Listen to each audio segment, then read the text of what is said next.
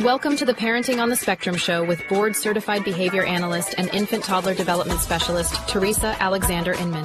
Parenting on the Spectrum dives into real stories, challenges, and triumphs, offering invaluable insights and support for families on your unique journey. Let's get into the episode. Hey, welcome. I am so excited to have Coach Yana with me today. She helps children become capable so that they can become confident adults. I have a new tongue today, forgive me. So it's all about empowering children so they can become confident adults. Welcome, Coach Yana. Thank you. I'm excited to be here. You are most welcome. And thank you so much for being here. Yeah, I appreciate you taking your time to educate us. Yes, I have a lot to share. I'm excited to share your platform and engage with your audience and things. And hopefully we'll leave here knowing a little bit more about me, and hopefully I'll be able to be of assistance to your community. Absolutely awesome. I believe you will, because, when we talk about, children becoming capable, which leads to confidence, it's so key. It's so important because so many children, we find, especially children on the spectrum, I find a lot of times we do too much for them, trying to help them, which really makes them incapable, right? Because we're making all the decisions, doing all the things, and then wonder, why can't they care for themselves? And again, I'm not blaming anyone because people don't know what they don't know. Parents don't know what they don't know, which is why we're here. If they did, then they wouldn't need us, right? Yeah. And go ahead, sorry. No. Go ahead. You share with us what you do and how, share a little bit of your process. Yeah, so I basically have created a virtual ecosystem for children in terms of I have some social clubs that children join in on once a week virtually. I have some courses that I just created and I'm still working on just to really create that like membership system just because everyone can't join the weekly clubs. We also have an animated series that one of the children in my social club challenged me to make 100 episodes.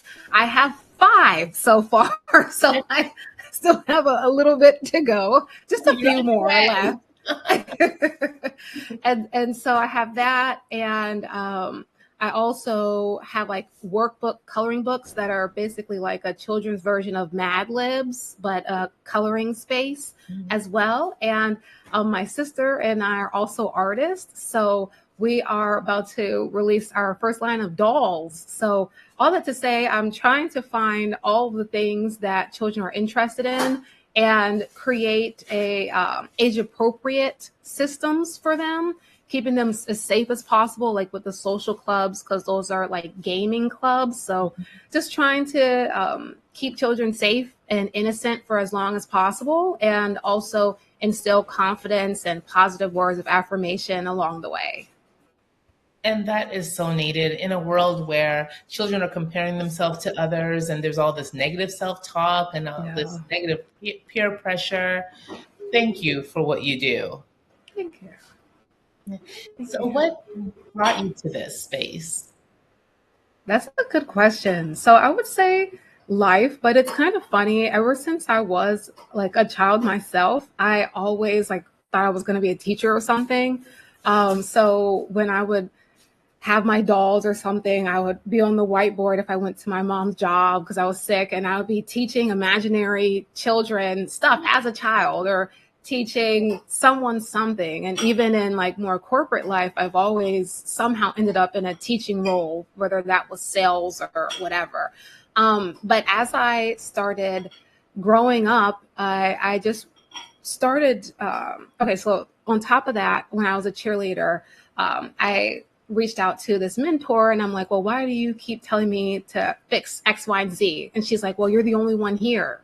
So you're the one who should fix it because you're the one who's here asking me how to fix it. So I noticed that there are a lot of content that I don't think is age appropriate for children. I don't think that some stuff that children ingest is necessarily healthy for them in terms of like growth and being confident and innocent and safe.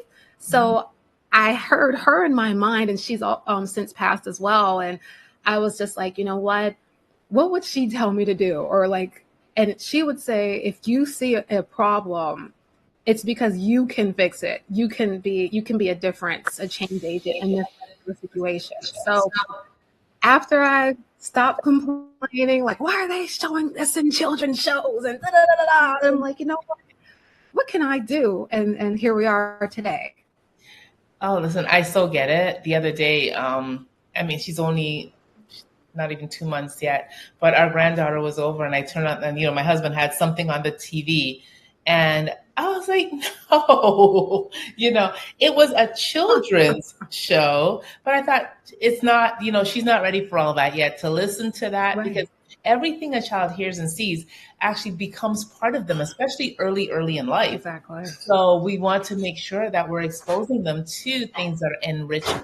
So I just went up to the bedroom and put on some classical music, and I was just like, this is what we're going to do right now, because I struggled to find something that did not have violence, that, where people were that was just calming and soothing, because that's what her nervous system needs right now, not overstimulation.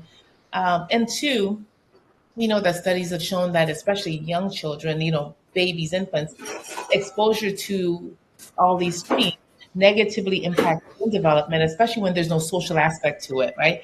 If there's a social interaction type thing, because I know your show is not, for children that young, right? But I understand your struggle for finding content that is, appropriate to children. Yeah, and I think you bring up a really good point. And outside of like for the young, like really young babies and things, for the like elementary schoolers, there's content that I would say is more on the adult side than what children should be seeing. They're just like they're so exposed to so many things with social media and just the internet and even Roblox, which is why my first of all, I like playing Roblox with my siblings and cousins, but my mom was like, why don't you start a Roblox club? So that's where the social clubs are really sparking. But I think a lot of parents don't realize how dangerous Roblox is if your child is playing unsupervised, because it's not just a platform for children. Anybody that has access to the internet can have access to Roblox. And even in my club, sometimes children will share their address or where their club is, or like, where they're doing after school activities. But thankfully, it's like we're on Zoom with just us. So I can say, hey, don't do that. And I'm very sparing with my version of discipline, just because I feel like you can over discipline a child to the point where they're just not listening anymore. So they know if Coach Yana like gets her serious face, it's for a reason. And I usually, knock on wood, have only had to do that when they expose their personal information. But there are children who are ending up in dangerous situations because they just assume like, hey, I'm talking to another kid, and you might be talking to a scary person. And parents, I think, overestimate the capabilities of children to recognize what is considered private and what is not.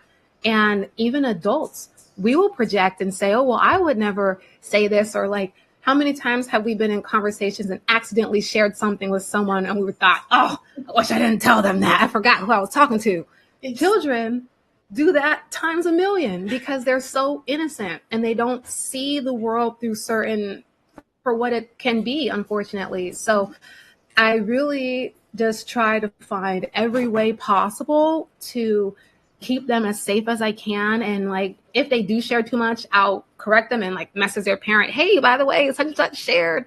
But it happens more than you think. And then I'll close out with this particular question. Parents, sometimes they're like, oh, well, I wouldn't let my child go to the park alone, which I'm not saying you should. But at the park, you're contending with whoever's in the vicinity of your neighborhood, who could still be a creepy, scary person. But online, you're contending with the whole world, and you might not know who your child has shared information with, unfortunately, until it's too late. So the more that I am working with children, the more that I feel more emboldened to like make more content like, hey, your child is not safe on the internet unless they're being supervised. So just in general, I think that it's just important that we just continue to educate parents and children as well. Like, I tell them sometimes just say there's a monster. Like if you watch a scary movie, say that this monster is playing Roblox. You don't want this monster from this scary movie to come to our house. And just, you don't have to make the world scary for them, but you do have to like let them know that there can be some dangers out there, even on Roblox, unfortunately. Yes, absolutely. I mean, there are dangers everywhere. You wouldn't just open the door to a stranger. And sadly, that's kind of what you're doing when, your children are doing, they're exposing themselves without realizing it. Mhm. So it's awesome that you have these systems in place to help children, not only recognize um, their danger or the possible dangers that they can encounter, but then also including the parents in that, because that is key. Wow. Yeah. And I think that a lot of times too, like parents have the best of intention, but it takes a village. And that's why, like, when I say these things, I'm not trying to like beat any parents up. I'm just trying to wake you up to the reality that your child is, if playing Roblox or Minecraft or any video game that has access to the internet, a lot of parents don't even know that you can talk through there. So like on Roblox, for example, they're like, oh, well, the chat is filtered. Okay, but you can still have full blown conversations with people on Roblox. And so there will be children and who talking to whoever is on there. So even if there's some precaution, there's some things that unless you really know, you don't know. And then even I almost passed out the Roblox, I think it was the CEO. And mind you, Roblox started out as a children's gaming app. Mm. Now they're considering adding a dating aspect to Roblox. Oh, wow. And so there's already interesting things that can happen to a child as it is, but now you add that dating component.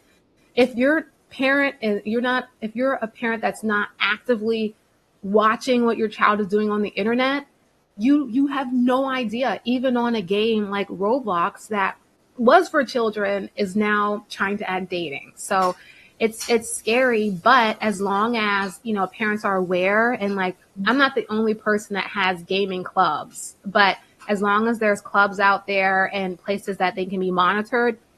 And even I'll just say this as well, even monitor who's monitoring them, because like personally, I like, cause you can invite people to games outside of the club or whatever, like just playing on Roblox.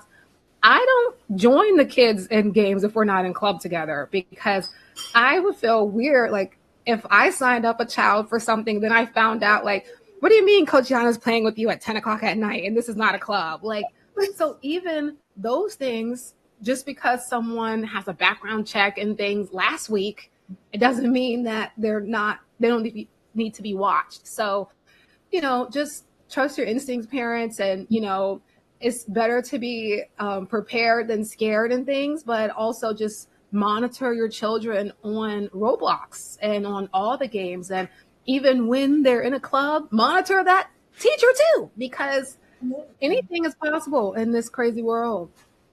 Oh my gosh, yes. Now, is there a way, because parents are busy, they're doing like 500 things, and Roblox is helping entertain their children while they're doing that. Is Mhm. there a way that they can set security, measures and put security measures in place without having to always be there? That is a good question, and I don't fully know the answer, honestly. I know that there are parental controls on Roblox, but I personally haven't explored too close into that to know what the full parameters are. And some things that I think would be easy to do, um, have access to their account so that way you can see who their friends are. Mhm. Every so often, just do a sweep like, hey, let me see your friends' avatars. And Mhm. then from there, you can see, oh, well, who is this person? Who's Mikey X319? where do you know them from? And then just start to see who they're making friends with. Also, children want to listen. So like if you tell them, make sure you don't add someone you don't know, like only add your friends because it could be a monster, like just those type of things. If you just reinforce it, they're more likely to listen. Also, perhaps have them play in the living room or in the dining room or somewhere where you can hear them and see what's going on, even if you're not, hovering, because you don't want them to feel like what's going on. But if they're not alone, especially before a certain age, there's a less of a chance, because if they're not using that chat feature, Roblox will block out words. So it does have that capability of protection. But there's just other things you can do. Like I said, be in the same room with them or have them in an open space. Maybe shy away from that headphones so you can hear who's talking to them. Also, if you play with them as well, even if it's every once in a while or so, children will bond and tell you more if they see that you want to play with them too and that you're interested. So like I said, just do a sweep of like, who are you playing with on Roblox? Who's your friend? Who's that person? And don't make it sound like you're investigating. Just make it sound like you're genuinely interested, and they'll be more likely to share those things. So that would be my tips. Awesome. Thank you. Thank you. Now let's go to the capability piece. So how are you, in what ways are you helping develop that capability in children? Because we know, I worked in school districts. They don't have time for that. They're so focused on the curriculum and all the things that need to happen. And I believe that, raising capable children, developing capable children is so essential for future, because they are our future. Yeah, that's a great question. It's actually the first time anyone's ever asked me that too. But I establish the capable side just by like everyday interactions, honestly. And I'm really, just like I said, I'm really light on discipline unless it's like a privacy concern. Then I'm like, hold on, guys, let's address this, and then we can move on. But outside of that, I'm really, really complimentary. And I'm like, wow, you did such a good job with that. And like, I really, really am really, I don't want to say forceful because that's not the right word, but I'm always complimenting them. I'm always talking about how smart they are, or like, especially the ones that are in smaller clubs or more artistic. Like when we get to have that kind of dialogue and they have an idea, I'll be like, well, that's a good idea, but I already knew you would have good ideas because you're so smart. And you see them do this little nose thing. And I'm like, okay, it's sinking in. I pay attention to everything. So there are some children that I can ask a direct question, like, well, why did you decide to pair these pink leggings with that purple top? And they'll just say, well, because I like pink and purple. And then there's another child that I say the same question, and they're like, well, because purple. And so from there, I know, okay, I'm not going to ask them direct questions. I'll readjust and say, I really love that purple top with those pink leggings. Like, that looks awesome. And so I just pay attention to everything. Even like one time there was like a theme for like a dress up competition game we were playing. For Dress to Impress, and it was disco. And one of the students was like, I'm going to dress up like the 80s. And I just like immediately bust out laughing because I was just like, oh my gosh, that's so cute. But her face showed that she thought I was laughing at her. And so I had to go really like keep like reiterating, I'm not laughing at you. I thought it was cute because I just feel like I just feel older now. Like you think that this goes the 80s. And she still was like, because I'm paying attention. So I just kept reiterating it over and over until I could tell that it resonated. Like, oh, she really isn't laughing at me. It's just a funny situation. And then I was able to continue on with the conversation. I also give kids roles. So there's one child, she's our IT girl, and like she sets up the servers for us, and you better not set that server up before she gets in, or it's going to be a problem. Or if it's time to switch games, you better leave that server because she's going to let you know. So I just find ways based on the children's personalities to just add to their joy of themselves, and then you start to see it rubs off, and they'll like hype each other up and like, oh, my outfit look crazy. No, it doesn't, girl. It looks good. And I also I just like how I have my scarf on and my braids. Like I'm very much on their level as well. Sometimes I have my earrings, and I do that on purpose because the influencers that they see on social media look a certain type of way. But that doesn't mean that that's the only way to look. So sometimes I'll have my fuzzy edges, and that's just what it is. But sometimes I'll have my wig on. Sometimes I have my braids. It's just enough to their level that they can see themselves, but also they don't see me as someone who's totally disconnected. And then the last way that I do that with them is like, whenever they want to teach me something, even if I already heard it 7 times, because there's this one game that they all love, which is Dress to Impress. So that's where I have the most students. And they come out, like, let's say they come with a new update and they might change the floor plan, or there's some new quest involved. And so after the 7th club, I already know everything about all the new things. I know where the new shirt is. I know where the quest is. But every single child that says it again, I still act like I never heard it before, and allow them the freedom to share with me what they think and their thoughts and why they're excited. And then I notice that me doing that lets them know that I care about what they have to say. Oh, one more thing. Sorry. One more thing. I just realized I have a few students who are on the spectrum and have different needs. So I also meet them where they are. One of them does not come on camera like ever. And when he first started in the clubs, he would like send a chat message every once in a while. And so slowly but surely he starts like, he was in this one club where they would always give me 1 star because I didn't give them extra rounds because it was late and they're on the West Coast, but I was tired. So I'm like, it's 10 o'clock here. I got to go. And they're like, no, we're going to give you 1 star, Coach Yana. And so he would start chatting 1 star, Coach Yana, and 1 star. And so, and it got to the point where actually he was gone for a few weeks and he came back. So every time they leave for a while and they come back, I'm like, oh my gosh, welcome. And this is the first time he goes, hey, coach. And I like almost passed out because he went from not speaking at all, and even in the chat, to speaking and joining in on the jokes. And now he spoke. So, and we do like every time he's in, he always like will fight my character, or like they have this pose where you can, it's like kind of gross, but you can like fart on someone. So he always does that. He's always doing that to the character. And I just, when he spoke, I couldn't make it too obvious because we're in the middle of club, but in my mind, I thought, wow, like, okay. Yeah. So yeah, I know that was long, but I just had so many ideas.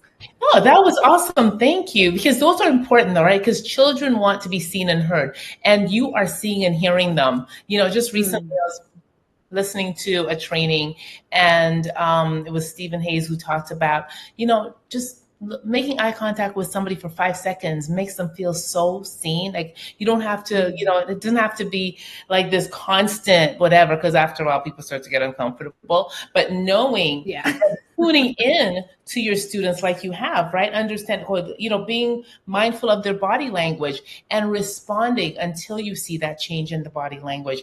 That is so essential. So I think what you're doing is absolutely fabulous, getting children out of, you know, being able to see their gifts, right? Getting them out of their shells and allowing them in a safe space to be themselves and just show who they are, you know, the problem solvers and, you know, your IT person, you know, just all these different gifts that you're able to see and recognize because you're being present with them. And I think a lot of times, we're not present with children because it's like they're talking and we're like, oh yeah, you know, we're on a device, you know, focused on whatever else. And it's so important to see and hear them because then we really get to know who they are. I agree. And I think that that's such a good point because unfortunately, I think people don't even realize what happens when you don't. And like, even though like sometimes I'd be tired after work and I go teach them and things, and I may already know the lore because 7 classes later, I know everything about the game. But when you shut a child off, to us as adults, it's like, okay, you can have enough context to know maybe you're tired, it's been a long day, but to a child, that puts into them like, well, what I have to say doesn't matter. What I have to say, it's not important. And so then that turns into subconsciously that like what I say doesn't matter, what I think doesn't matter. And then as an adult, that turns into like doormat behavior of like, I'm just going to accept anything because what I think isn't as important. I come after, I come later. So even if it's just like, because maybe sometimes you do need some time to decompress and just say, hey, you know what? I'm so excited to hear what you have to say, but let's pick a time because I'm a little bit distracted right now and I care so much about what you're about to tell me because I'm excited to hear it. But right now I'm doing this. So how about you come back in 10 minutes or 5 minutes or even like, because kids love assignments. Yes. You go pick a time or you set the timer for 8 p.m. And at 8 p.m., you come back and get me and you tell me what you want to tell me because then I'll be ready to hear everything you have to say. And that child will say, oh, 8 o'clock, okay, can I send you an invite? Because they're so technologically advanced. And that's different than, well, okay, I already know that. Like, I know people breathe air. Like, okay, you know that. But children receive things so much deeper than how adults, and even as an adult, do you want to be talking to someone and they're not listening to you? They're not giving you their full attention. So I just think it's important to recognize and remember how you felt as a child when X, Y, and Z happened to you. And then a lot of parents will say, well, this happened to me and I'm just fine. And it's like, okay. And though, don't you want them to be a little bit better? And even if you're just fine now, how did you feel then? How much therapy have you had to go through to undo or reparent things that you experienced? And it doesn't mean, that's another thing, like a lot of us have been trained to feel guilt. It doesn't mean you're a bad person because you made a mistake as a parent or a person or a teacher. I make mistakes all the time. I have to apologize to my siblings almost every day for something. It's a part of life. But if you can just be, like you mentioned earlier, as present as possible and just recognize that children feel things so much more intensely than what you feel them. They infer, their imaginations take them miles away. So if you just tell them like, hey, I am excited to hear what you have to say, but right now is not the right time. You're teaching them also how to set boundaries because you're setting a boundary with them. You're teaching them that they are important, but this is not the right time. So you're teaching them how to be accountable because they're gonna come back at that time. You tell them to come at 8, they'll be at your door at 7:59 waiting. And so if you give them those things, it seems like little, but when you think about it long term, those are skills, and confidence overall is a skill that has to be practiced. And it starts with first how you treat your child, and then that's the standard that they'll expect treatment later on in life. Absolutely. Thank you so much, Coach Yana. I wish we could talk so much Me more. too. We could always come back and do this again. Thank you. Is there one thing you want people to leave this moment with?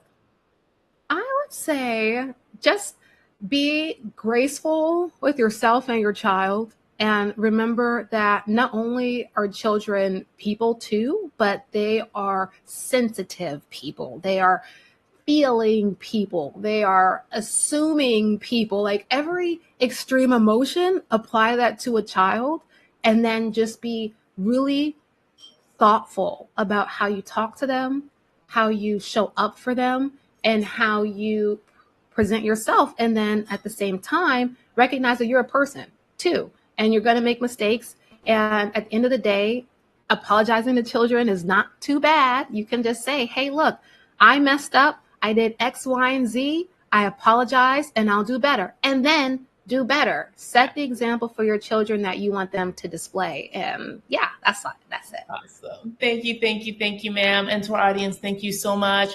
Reach out to Coach Yana. She's here to help you help your children. You don't have to do it by yourself. Like she said, we all need a village, and raising children in a village is so impactful. So thank you again for watching. Thank you, Coach Yana, for being here. And I wish you guys well. See you next time.